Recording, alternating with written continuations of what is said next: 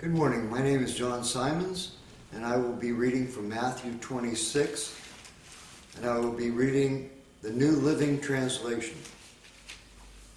This is the story of the preparation for Passover, the Lord's Supper, the betrayal of Judas, and the denial of Peter.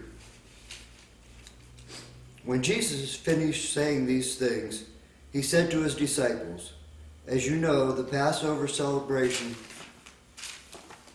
begins in 2 days, and I, the Son of Man, will be betrayed and crucified."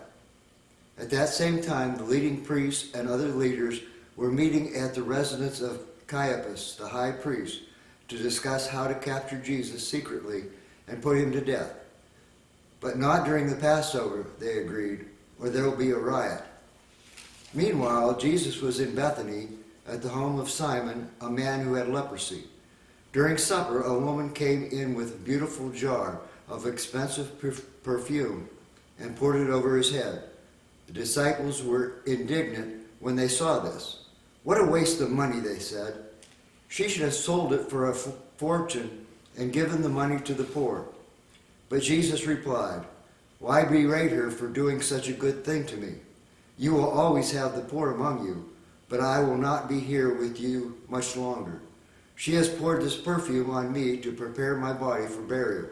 I assure you, wherever the good news is preached throughout the world, this woman's deed will be talked about in her memory." Then Judas Iscariot, one of the 12 disciples, went to the leading priests and asked, "How much will you pay me to betray Jesus to you?" And they gave him 30 pieces of silver.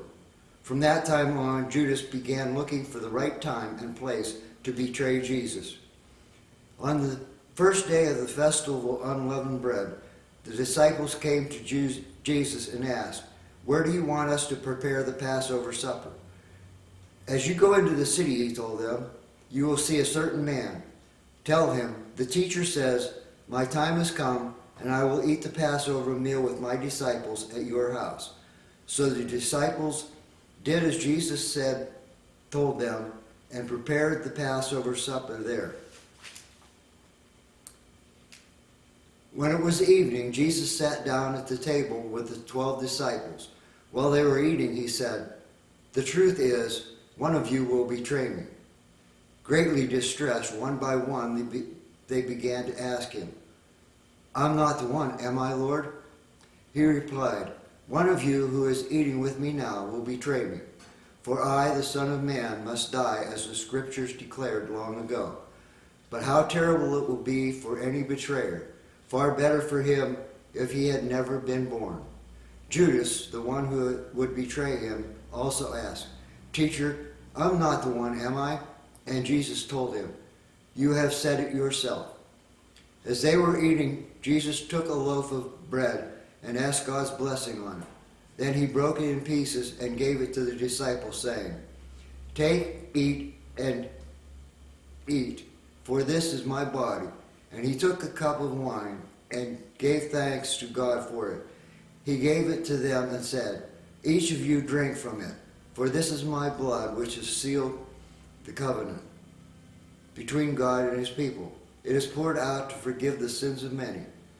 Mark my words, I will not drink wine again until the day I drink it new with you in my Father's kingdom." Then they sang a hymn and went out to the Mount of Olives. "Tonight all of you will desert me," Jesus told them, "for the Scriptures say, God will strike the shepherd, and the sheep of the flock will be scattered.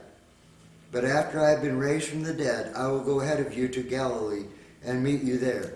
Peter declared, "Even if everyone else deserts you, I never will." "Peter," Jesus replied, "the truth is, this very night, before the rooster crows, you will deny me 3 times. "No," Peter insisted, "not even if I have to die with you. I will never deny you." And all the other disciples vowed the same.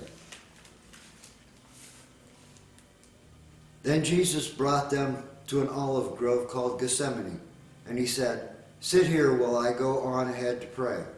He took Peter and Zebedee's 2 sons, James and John, and he began to be filled with anguish and deep distress. He told them, "My soul is crushed with grief to the point of death. Stay here and watch with me."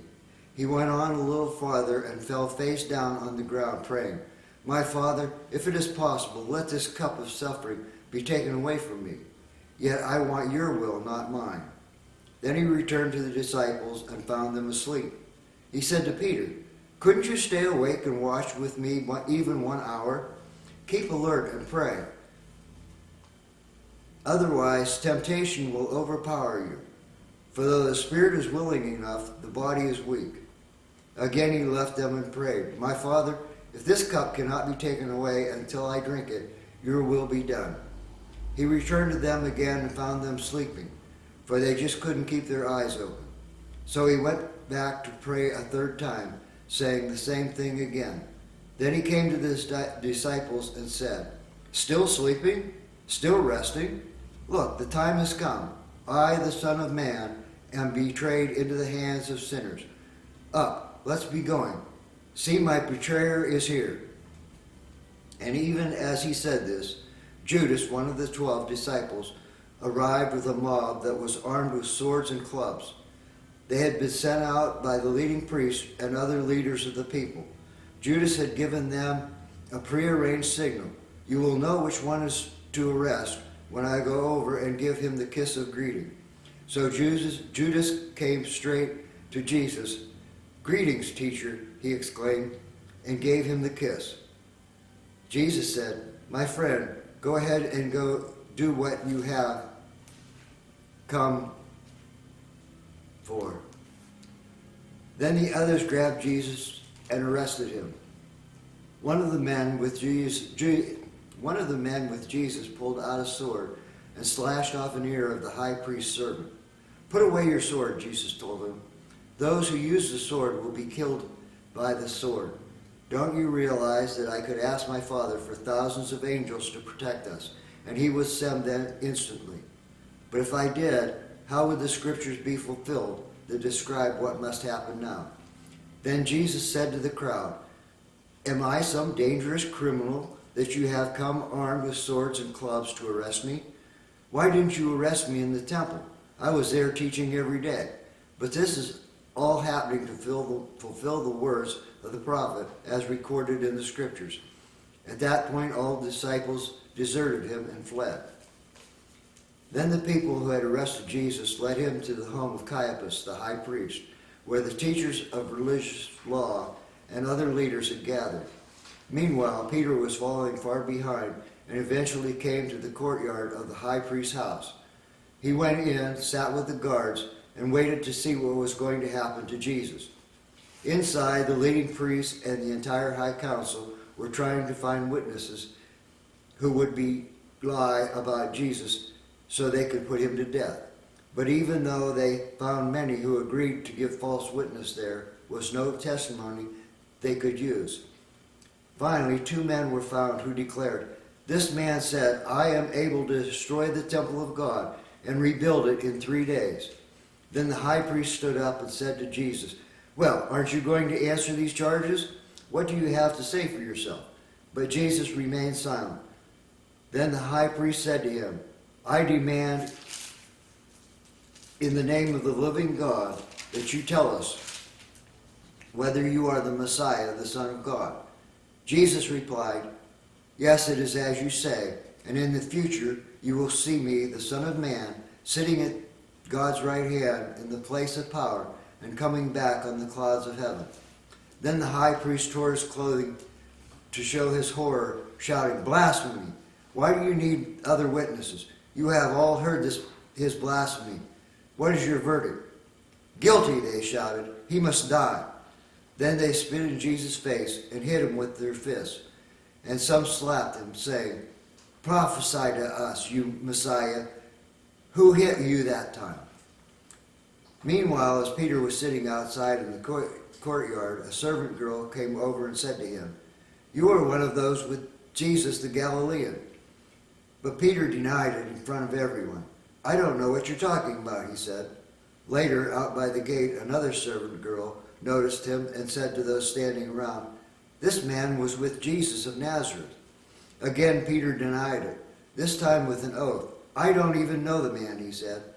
A little later, some other bystanders came over to him and said, "You must be one of them. We can tell by your Galilean accent." Peter said, "I swear by God, I don't know the man." And immediately the rooster crowed. Suddenly, Jesus' words flashed through Peter's mind. "Before the rooster crows, you will deny me 3 times." And he went away crying bitterly. Thus endeth the reading of the Scripture.